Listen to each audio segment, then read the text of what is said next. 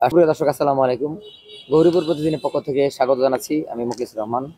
দর্শক, আমরা জানি যে বাংলাদেশ জাতীয়তাবাদী তরুণ দল ময়মনসিংহ উত্তর জেলা শাখার নতুন কমিটি ঘোষিত হয়েছে। বাংলাদেশ জাতীয়তাবাদী তরুণ দলের সাধারণ সম্পাদক পদে যিনি নির্বাচিত হয়েছেন, তিনি আমাদের ময়মনসিংহের গৌরীপুর উপজেলার 7 নং রামগোপালপুর ইউনিয়নের সন্তান মোহাম্মদ আল আমিন।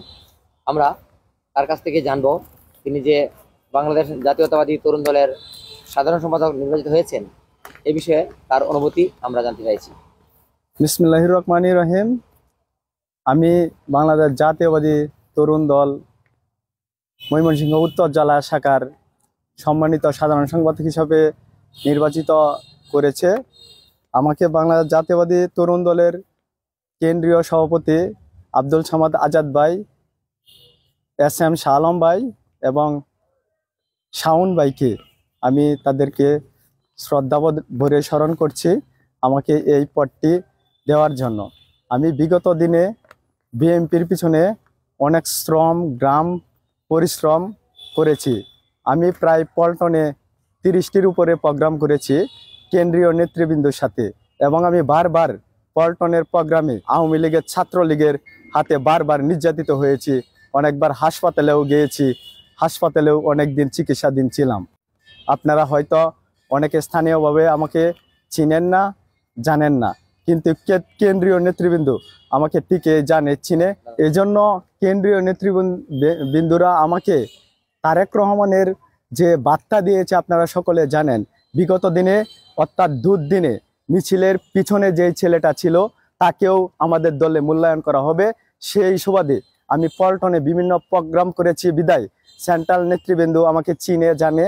সে কারণে আমাকে ময়মনসিংহ জেলা উত্তরের বাংলা জাতীয়বাদী তরুণ দল আমার প্রাণের সংগঠনে আমাকে জায়গা করে দিয়েছে। এজন্য আমি সেন্ট্রাল নেতৃবৃন্দর প্রতি অত্যন্ত কৃতজ্ঞতা প্রকাশ করছি, এবং আগামী দিনে আমি ময়মনসিংহ জেলা উত্তরে আমার তরুণ দলকে ডেভেলপ করার জন্য তারেক রহমানের নির্দেশে 31 দফা বাস্তবায়নে আমি সকলকে মিলে হাতে হাত রেখে কাঁধে কাঁধ রেখে সকল বিএনপির অঙ্গ সহযোগী সংগঠনের সকলকে নিয়ে কাজ করে যাব, এটি আমি দৃঢ় প্রত্যয়।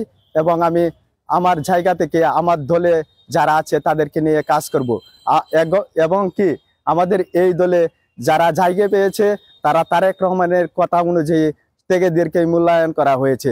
আপনারা আমাদের কমিটি যদি লক্ষ্য করেন, সেখানে দেখবেন বৈষম্য বিরোধী ছাত্র আন্দোলনে যারা বিভিন্ন জায়গায় কসফায়ারের অর্ডার হয়েছে, যারা বিভিন্ন জায়গায় মামলা খেয়েছে, বিশেষ করে আমাদের কলতাপাড়া যে আন্দোলন হয়েছে সেখানে মামলার আসামি হয়েছে, সেখান থেকে আমাদের এই কমিটিতে 2 জন আছে। এরপরে ঈশ্বরগঞ্জ কসফায়ারের অর্ডার হয়ে গেছিল, আমাদের পরাণ সে সাংগঠনিক সম্পাদক হিসাবে মূল্যায়িত হয়েছে এই কমিটিতে।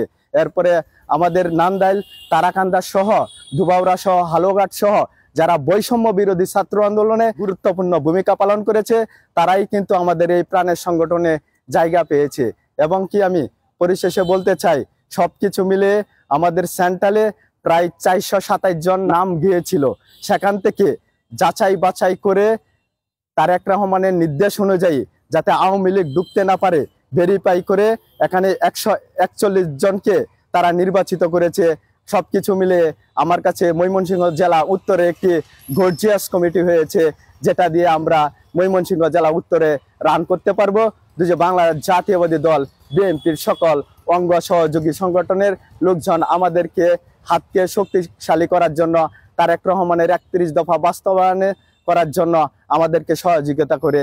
আমি সকলকে বলতে চাই, আমাদের হয়তো 20 তারিখের ভিতরে একটা শোডাউন হবে, আপনারা সকলেই সেই শোডাউনে আমাদেরকে সহযোগিতা করবেন, এই আশা আহ্বান ব্যক্ত করে আমি আমার সংক্ষিপ্ত বক্তব্য এখানেই শেষ করলাম।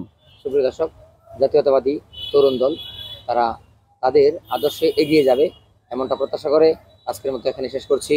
মুখলিসুর রহমান, গৌরীপুর প্রতিদিন।